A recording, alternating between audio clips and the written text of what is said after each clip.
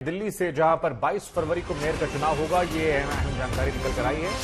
22 फरवरी सुबह 11 बजे एमसीडी सदन में मेयर का चुनाव होगा। सुबह मुख्यमंत्री केजरीवाल एलजी को पत्र लिखा था जिसमें 22 फरवरी को मेयर चुनाव करवाने के प्रस्ताव था और एलजी ने इसे स्वीकार कर लिया।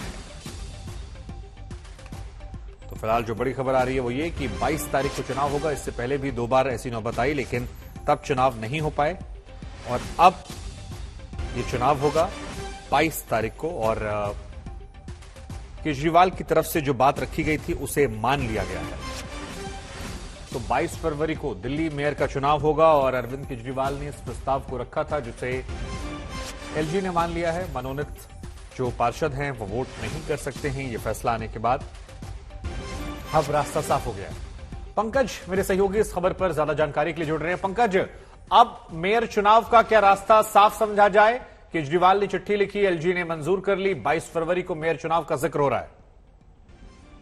देखिए शुभांकर, सबसे बड़ी बात जो यहाँ पर है कि सुप्रीम कोर्ट ने ये आदेश दिए थे कि अगले 24 घंटे में मेयर चुनाव की तारीख का ऐलान किया जाए। यानी कि एमसीडी सदन की जो पहली बैठक होती है उस बैठक की तारीख तय की जाए। 22 फरवरी अब ये तारीख तय हो चुकी है और सुबह 11 बजे शुभांकर बुधवार के दिन ये बैठक दिल्ली के एमसीडी सदन में होगी। तो देखना यही होगा कि क्या इस बार कोई तनाव टकराव आम आदमी पार्टी और बीजेपी की बीच तो देखने नहीं मिलेगा, या फिर सब कुछ शांतिपूर्वक तरीके से होगा और मेयर का चुनाव होगा। जो 2 बातें और सुप्रीम कोर्ट ने स्पष्ट की थी वो ये था कि एल्डरमैन यानी कि जो मनोनीत पार्षद होते हैं वो वोट नहीं कर पाएंगे, और जो दूसरी बड़ी बात थी कि मेयर का चुनाव पीठासीन अधिकारी करवाएंगे और उसके बाद जो डिप्टी मेयर और साथ ही स्टैंडिंग कमेटी के सदस्यों का चुनाव है वो चुनी हुई मेयर द्वारा कराया जाएगा। तो कहीं ना कहीं आम आदमी पार्टी के लिए ये बड़ी राहत थी। अब इस राहत के बाद दरवाजे खुले हैं। ये चौथी बार होगा शुभांकर जब दिल्ली में एमसीडी के भीतर मेयर का चुनाव कराया जाएगा। तो सभी को इंतजार है दिल्ली के नए मेयर का। जी, आज जितने स्मूथली सारे काम हो गए, केजरीवाल की तरफ से प्रस्ताव रखा गया, एलजी ने मंजूर कर लिया, इससे क्या उम्मीद लग रही है कि 22 का चुनाव आसानी से हो जाएगा या अभी भी पेच है वहां पर?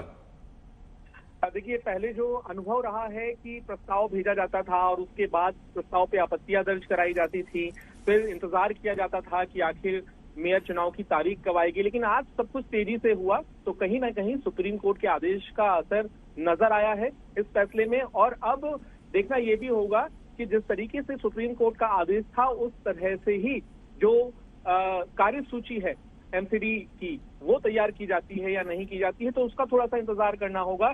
लेकिन अब रास्ता साफ होता हुआ शुभांकर नजर आ रहा है। कहीं ना कहीं सुप्रीम कोर्ट से ही एमसीडी में मेयर के चुनाव का रास्ता निकला है।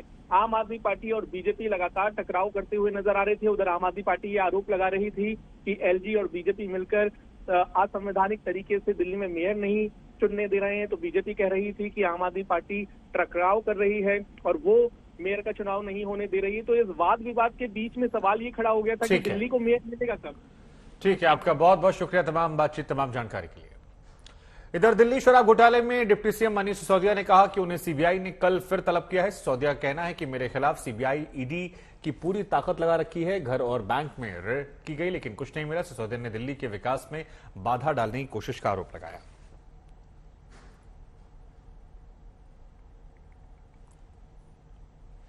ये बिल्कुल साफ है कि भारतीय जनता पार्टी को आम आदमी पार्टी से डर लगता है और आम आदमी पार्टी और अरविंद केजरीवाल से जो डर लगता है उसके लिए वो हर प्रकार की वेंडेटा पॉलिटिक्स करने को तैयार हैं। चाहे वो मेयर के चुनाव में गैर कानूनी गैर संवैधानिक हरकतें हो, चाहे वो सीबीआई ईडी दिल्ली पुलिस का मिसयूज हो, ये तो भारतीय जनता पार्टी पहले दिन से कर रही है। कल के सुप्रीम कोर्ट के आदेश ने दिखा भी दिया है कि भारतीय जनता पार्टी, उनके एलजी साहब, उनकी सारी एजेंसीज गैर कानूनी गैर संवैधानिक हरकतें रोज रोज करती हैं। कोई भी जब भी कोई सम्मन आता है, आम आदमी पार्टी के नेता और इनके कार्यकर्ता इतने हायतौबा क्यों मचाते हैं, इतने घबराते क्यों हैं? एक सम्मन ही तो आया है। सीबीआई ने कल मनीष सिसोदिया जी को कुछ चीजें आई होंगी उसके लिए बुलाया है, लेकिन आप अपना विक्टिम कार्ड खेलना, बेचारा पॉलिटिक्स करना, ये क्यों करते हो? अगर आपने कुछ नहीं किया तो घबराते क्यों हो? हाँ, अगर आपने कुछ किया है तो ये मोदी जी की सरकार है, छोड़ेगी नहीं आप।